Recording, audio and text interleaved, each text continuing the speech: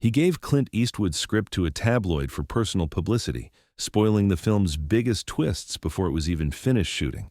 Clint's response was immediate: "Security, out, now." That actor never worked in Hollywood again. It was October 2003, during production of $1 Million Baby in Los Angeles. The film was being shot on a tight schedule with a modest budget, exactly the way Clint preferred to work: efficient, focused, no wasted time or resources. The cast included Hilary Swank in the lead role, Morgan Freeman as the narrator and key supporting character, and a supporting actor we'll call James Mitchell, a 32-year-old who'd landed what should have been a career-making role in a Clint Eastwood film with obvious Oscar potential. Mitchell had been cast as one of the boxers who appears in several key dramatic scenes at the gym where much of the film's action takes place. It wasn't a huge role, but it was substantial enough to get noticed by industry professionals, the kind of supporting part that could lead to bigger opportunities if handled professionally. The production had been running smoothly for 3 weeks without any incidents. Cast and crew had signed standard non-disclosure agreements at the beginning of production, as they do on virtually every film production regardless of budget or scale, agreeing not to discuss plot details, script specifics, character arcs, or any production information with press or public before the film's official release. This is standard practice across the entertainment industry, protecting the film's commercial value by maintaining mystery and preventing spoilers that could damage box office performance by removing the element of surprise that drives audiences to theaters. NDAs are taken extremely seriously, with breach of contract lawsuits and industry blacklisting as potential consequences. Mitchell understood these rules perfectly. He'd signed the NDA without hesitation. He'd been on enough sets over his career to know that leaking information about a production was one of the fastest ways to destroy your career and reputation in an industry built on trust and confidentiality. Every actor knew stories about people who'd been blacklisted for talking to the press. But Mitchell had a problem that overrode his better judgment. He craved attention and publicity desperately, and nobody was paying attention to him despite working on what should have been a career-defining project. Entertainment media was covering the production extensively because it was a Clint Eastwood film with Oscar potential, but the focus was entirely on Clint, Hilary Swank, and Morgan Freeman, the director and the leads. Mitchell's name wasn't appearing in any articles or industry coverage. His agent wasn't getting calls from casting directors wanting to meet with him. His social media following wasn't growing despite posting behind-the-scenes content. As far as the industry was concerned, he was just another supporting actor on a Clint Eastwood film, invisible in the shadow of bigger names. Mitchell decided to change that through what he convinced himself was a clever strategy for gaining visibility and attention. He'd become friendly over the past 2 weeks with a reporter from a major entertainment tabloid who'd been trying persistently to get information about the production. The reporter had approached several cast and crew members at various times, offering substantial money for details about the script, behind-the-scenes drama, on-set conflicts, anything that would make a good story an exclusive headline. Most people had refused immediately, understanding the professional and legal consequences. But Mitchell saw an opportunity for the publicity he desperately craved. On a Wednesday evening in late October, after a long day of shooting at the gym set, Mitchell called the reporter and offered a deal. He'd provide detailed, exclusive information about the film's plot, including its major twists and emotional beats that were being kept secret even from Warner Brothers' marketing department, in exchange for a feature article about himself with professional photos and lengthy quotes positioning him as a rising talent. The article would describe him as a rising star, working with legendary director Clint Eastwood, someone to watch in upcoming films, generating the publicity and industry attention that Mitchell thought would help his career and make him more visible to casting directors and producers. The reporter agreed immediately, barely able to contain excitement. This was exactly what tabloids wanted: insider information, plot spoilers, exclusive behind-the-scenes content, the kind of material that would drive massive website traffic and magazine sales while competitors scrambled to catch up. Over the phone conversation that lasted nearly an hour, Mitchell walked the reporter through the film's entire story arc in meticulous detail. He described the developing relationship between Frankie and Maggie, The training sequences and their emotional significance, the pivotal fights and what they represented in Maggie's journey, and most devastatingly, he revealed the film's tragic ending and emotional climax that the entire narrative had been carefully constructed to build toward. He provided specific plot points, character development arcs, and dramatic moments that were meant to surprise and emotionally devastate audiences when the film was released in theaters a full year later. The reporter took detailed notes, asked follow-up questions, and got Mitchell to provide even more specific information about scenes that hadn't been shot yet. By the end of the conversation, the reporter had a complete picture of the film's narrative structure and emotional journey. The article was published Thursday morning on the Tabloid's website and in their print edition. The headline screamed, "Exclusive. Inside Clint Eastwood's new boxing drama, star reveals shocking ending and emotional twists." The article featured multiple photos of Mitchell on set, quotes from him about the honor of working with a legend, and detailed descriptions of the film's plot, including its most significant spoilers. Mitchell's name was prominently featured throughout, exactly the publicity he'd wanted. By 9 a.m. Thursday morning, the article had been shared across social media.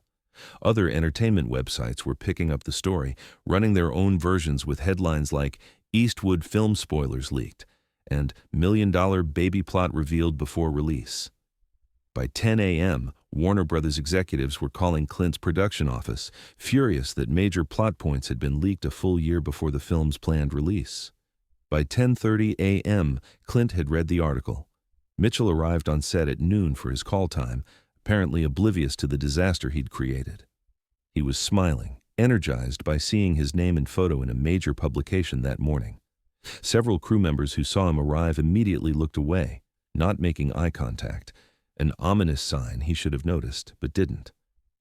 Clint was in the middle of setting up a shot with Hilary Swank when his assistant director approached and quietly told him Mitchell had arrived. Clint nodded, finished giving Swank direction, then turned to his AD. "Tell security to meet me at Mitchell's trailer, then bring Mitchell there." The tone made it clear this wasn't a routine production meeting. 5 minutes later, Mitchell was standing in his trailer with Clint, the assistant director, and 2 security guards. Mitchell's smile faded when he saw the security presence. "James, did you speak to the press about this production?" Clint asked, his voice that familiar quiet rasp that somehow carried more authority than shouting. Mitchell's face went pale. What do you mean?" Clint pulled out his phone and showed Mitchell the article, complete with Mitchell's photos and quotes. "This article, published this morning, with detailed information about our script, including plot points and the ending. Did you provide this information?" Mitchell tried to salvage the situation. "Clint, I can explain. They approached me and I thought—" "Did you provide this information?" Clint repeated, cutting him off. "I just wanted some publicity," Mitchell said, his voice getting smaller. "My name wasn't appearing in any coverage, and I thought if I gave them a little—" "You signed a non-disclosure agreement," Clint said. "You agreed not to discuss any aspect of this production with the press. You violated that agreement. More importantly, you betrayed the trust of everyone working on this film." "It's just publicity," Mitchell protested weakly. "It'll help the film, get people interested." "You revealed the ending," Clint said, his voice still quiet but with an edge now that made everyone in the trailer tense. "The emotional climax that the entire story builds toward. You spoiled it for every person who will see this film. You did this for personal publicity, for your name in an article, without any regard for the film or the hundreds of people working on it." "I made a mistake," Mitchell said, desperation creeping into his voice. "I shouldn't have done it, but we can fix this. I'll call them, tell them to retract." "Security," Clint said, not to Mitchell, but to the 2 guards. "Out, now." The guards moved to either side of Mitchell, who looked around frantically. "Clint, please, this is my career. I'll do anything to make this right. I'll issue a statement. You're removed from this production effective immediately," Clint said. "Sarah will have your termination paperwork. You have 20 minutes to clear out your trailer and leave the lot. Security will escort you." "You can't do this over one mistake," Mitchell said, his voice rising now. "I'm in multiple scenes you haven't shot yet. You'll have to recast, reshoot everything." "That's my problem, not yours," Clint said. 20 minutes. He walked out of the trailer, leaving Mitchell with security. The assistant director followed, already on her phone calling the casting director to begin the emergency recast process. Mitchell was escorted off the Warner Brothers lot within the hour, his things packed, his parking pass revoked, his access to the production terminated. The security guards waited while he cleaned out his trailer, then walked him to his car and watched him drive away. By that afternoon, Warner Brothers' legal department had filed a lawsuit against Mitchell for breach of contract in violation of his NDA. By the next morning, Mitchell's agent had dropped him as a client. By the end of the week, every casting director in Hollywood knew what he'd done. The role was recast within 48 hours with an actor who understood the value of confidentiality. All of Mitchell's scenes were reshot over the following 2 weeks. By the time production wrapped, it was as if Mitchell had never been part of the film. But Mitchell's problems were just beginning. The lawsuit went forward, and Mitchell was ordered to pay substantial damages for breach of contract. More devastatingly, word spread through Hollywood about what he'd done. He'd leaked script details for personal publicity. He'd violated an NDA. He'd spoiled major plot points of a Clint Eastwood film. He'd been fired from the production and escorted off the lot by security. No director wanted to work with an actor who couldn't be trusted with confidential material and might leak script details for personal gain. No producer wanted to hire someone who'd violate NDAs and potentially damage their film's commercial prospects before release. No studio wanted to risk confidential material with someone who'd proven they'd sell out their production for personal publicity and a photo in a tabloid. No casting director wanted to recommend someone who represented a legal and professional liability. Mitchell tried desperately to explain himself in multiple interviews and public statements over the following months, claiming he'd been naive about the entertainment industry's confidentiality expectations, that he hadn't understood the full impact of what he was doing or how seriously it would be taken, that he deserved a second chance because everyone makes mistakes early in their career.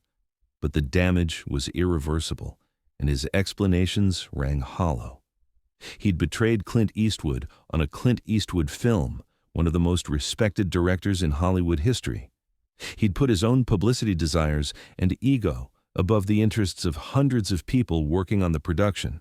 Crew members, other actors, producers, studio executives, all of whom now had to deal with spoiled plot points affecting their film's commercial potential.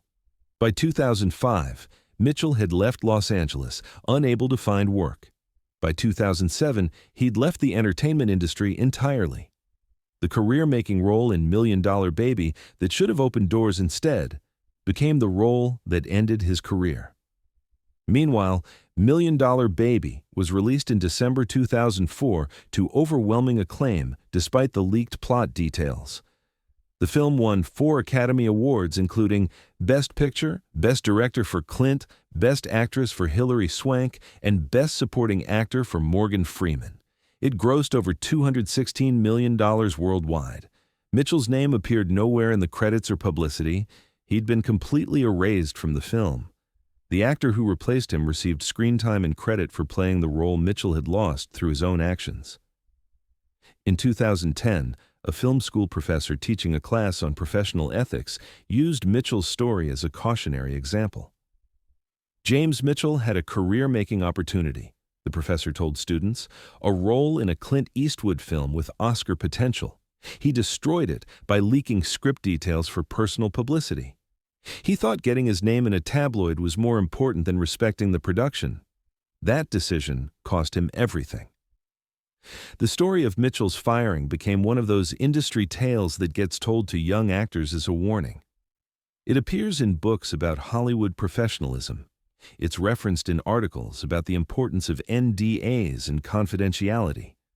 And it serves as a permanent reminder that betraying trust for personal gain, especially on a production led by someone as respected as Clint Eastwood, will end your career faster than almost anything else you can do. James Mitchell gave script details to a tabloid, spoiling the film's biggest emotional moments, all for a feature article with his photo and name. He got the publicity he wanted. He also got 3 words from Clint Eastwood: security, out, now. That ended his career in Hollywood forever. The tabloid article he'd been so proud of that Thursday morning became the only significant mention of his name in connection with Million Dollar Baby. not as an actor who contributed to an Oscar-winning film, but as the actor who was fired and escorted off, set by security for betraying the production. If this story moved you, subscribe and share it with someone who needs to remember that confidentiality and trust are not negotiable in professional environments, and that short-term publicity is never worth destroying long-term career prospects.